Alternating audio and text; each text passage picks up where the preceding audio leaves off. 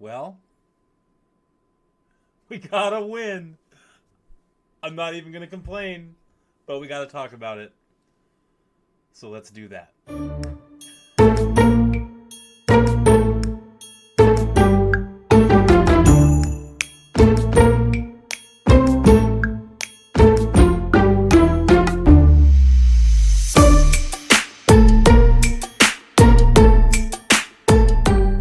Well,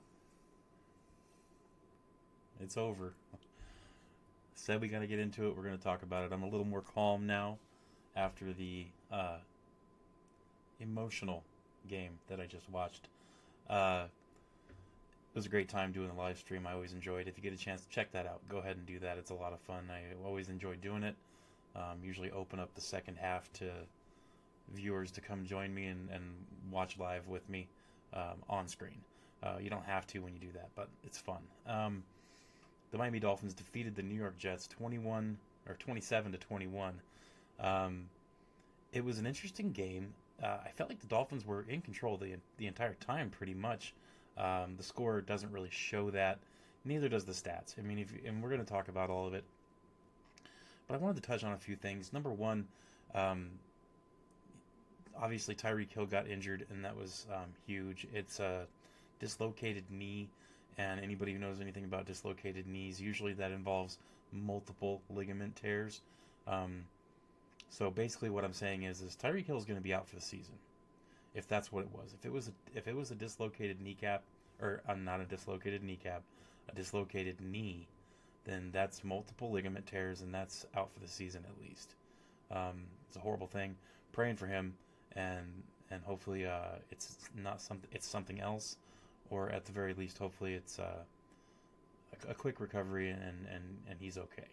Um, it's a horrible thing to have happen. With that said, I want to touch on some heroes of the game. We had Darren Waller came out of nowhere. And there's people all over the internet saying Darren Waller was washed, he's a waste of time. This game, he came out firing. Um, and we'll talk about the stats here in a second, but he had an amazing game. A couple touchdown catches, had the onside kick recovery at the end to seal the game for Miami. It was just a well played game by Darren Waller. Um, Over on defense, Jordan Brooks was awesome. I think he had close to 20 tackles, and 16 or 17 of those were solos. I'll look at the stats here in a second, like I said, but I wanted to mention those two players. They were incredible. Um, this game was very hard fought. There's a lot of chippiness, a lot of couple little mini fights going on, a lot of attitude, hard hitting. It was a fun game to watch as a Dolphins fan when you watch your team show a little bit of fight, a little bit of anger in their play, kind of like what Anthony Weaver said that he wanted to see. We saw today, and it was good. 27-21 is the final score. Let's talk about some of the stuff with the Jets first. And it's misleading because most of the Jets' passing yards, I'd say 75% of it, came on the last drive or two. That was when Miami was playing hard prevent defense, and they were letting the Jets have everything in the middle of the field to keep the clock running. So take these stats for passing with a grain of salt. Justin Fields went 20 of 27 for 226 and a touchdown pass. He also had a rushing touchdown and 81 yards rushing. So a solid day for Justin Fields. Had a good game. Like I said, almost all of his passing yards were at the end of the game. Most of that's when that happened. He had less than 100 yards for the entire game until the last little bit of the fourth quarter. He was the leading rusher for him. Well, actually, Breece Hall had 81 yards rushing as well. And Braylon Allen had 26. Isaiah Davis had 9. Overall, they had 197 yards rushing and one touchdown for the team. And the only touchdown was rushing was Justin Fields. So 197 yards rushing and 226 yards passing. Or officially 207 yards passing. He was sacked twice, Justin Fields was, for 19 yards. There was also 2 tackles aside from that were at the line of scrimmage for no gain. Could have just as easily been sacks. Um, Garrett Wilson had 6 catches for 82 yards and a touchdown, and his touchdown pass was incredible. So big ups to Garrett Wilson. He had an amazing touchdown catch. 82 yards receiving on 6 catches and 8 targets. Fantastic game from Garrett Wilson. Mason Taylor had 5 catches for 65 yards, averaged 13 yards a catch. Had a good game. Brees Hall 5 for 30, and that's pretty much the majority of your pass catchers for the Jets. Justin Fields had a fumble, Isaiah Williams had a fumble, and Braylon Allen had a fumble. All 3 fumbles were recovered by the Miami Dolphins in this game. The Dolphins had 3 turnovers. 2 of them were on defense, and 1 of them was on special teams on kick return. That was at the half. So when the Jets came out after half and got the ball, the Dolphins kicked it off to him and caused a fumble and got the ball back. It was an incredible thing to have happen. You'd like to see those turnovers going Miami's way, and you like to see, more importantly, that turnover battle was won by Miami. And those 3 turnovers led directly to points for Miami. And that's how you win football games. And that's what happened today. Over on defense, there was no sacks allowed by the Miami Dolphins. Tua was kept clean the entire game. The only time that he was hit was when he was rushing and he slid, and Isaiah Oliver went to tackle him and dove at him dove at him after he slid, so it was a personal foul, roughing the passer. But regardless, Tua was kept clean the entire game. Jamien Sherwood had 10 tackles. He led the team. Isaiah Oliver had 9, and Brandon Stevens and Andre Sisco had 8 apiece. Those were your leaders for tackles for the other team, for those New York Jets. Jamien Sherwood also had a pass defended. He had a decent game, 10 tackles and a pass defended. Like I said, no sacks. The Dolphins did not turn the ball over. That was a great thing to see. Moving over to the Dolphins, Tua Tagovailoa. Now these stats aren't going to blow your mind, but we'll talk about the play calling and everything else in a second. But these stats won't blow your mind, but it was enough to win the game. Tua Tagovailoa, 17 of 25 for 177 yards, 2 touchdowns, no interceptions, no sacks, a rating of 114.9. So a good game by Tua. I'm not even going to front. Good game by Tua. He managed the game well, and he made the passes he needed to make. Devon Achane, 20 carries for 100 yards. So good average for Devon Achane. Good game. 5-yard average, and he had a touchdown, and his longest rush was 21 yards. Ollie Gordon, 6 carries for 10 yards. Malik Washington, 2 carries for 8. Tua had 3 carries for 6 yards. Altogether, the team had 123 yards passing or rushing, and that makes for 300 yards of offense for the Miami Dolphins. Before Tyreek Hill got hurt, he had 6 catches for 67 yards and a long of 28. Now, the important thing for Tyreek is he had 6 catches on 6 targets. He didn't drop a ball. And that's all the more sucky that he got hurt because he was playing very well. Jalen Waddle, 3 catches for 48 yards. Darren Waller, 3 catches, 27 yards, 2 touchdowns on 4 targets. The one that he dropped wasn't really a catchable ball. It's a fantastic game for Darren Waller. A great way to make your way back into the league and play like that. So well done. Julian Hill had a big catch for 19 yards. Malik Washington 2 for 13. And that's pretty much where the passing ends for the Miami Dolphins. Tua did have a fumble, but he recovered it, so that was it. There was no loss there. Devon Achane had a fumble, and that got recovered as well. So there was no turnovers for Miami. Now on defense, Jordan Brooks had 18 tackles. 15 of them were solo. Tyrell Dodson had 9 tackles, 1 sack, and 2 tackles for loss, and the QB hit. Zach Sealer had 5 tackles. 4 of them were solo, 2 tackles for loss. Jack Jones, 5 tackles. Ashton Davis had 4. Bradley Chubb had 3. All of Bradley Chubb's tackles were solo. Rasul Douglas had a sack, and Tyrell Dodson had a sack, like I said. So those are your 2 sacks for the Miami Dolphins. overall, the Jets kept him pretty clean the whole game. You know, there were 3 passes defended in this game, 2 by Rasul Douglas and 1 by Minka Fitzpatrick. Safeties had a good game today too. Like I said, as far as the backfield goes, our defensive backfield, our secondary, they played a good game. They played a fantastic game. Our defensive line got ran on a little bit. They got gashed, you know, and that's something that needs to improve. I feel like it did improve a little bit today, and they stiffened up when they needed to, and they got the win. So I'm not going to complain too much, but I'd like to see more from the defensive line. Penalties were interesting today. There was a lot of penalties. Most of them were on the Jets. There was some on the Dolphins as well. I feel like that needs to be cleaned up, obviously, but it could have been a lot worse.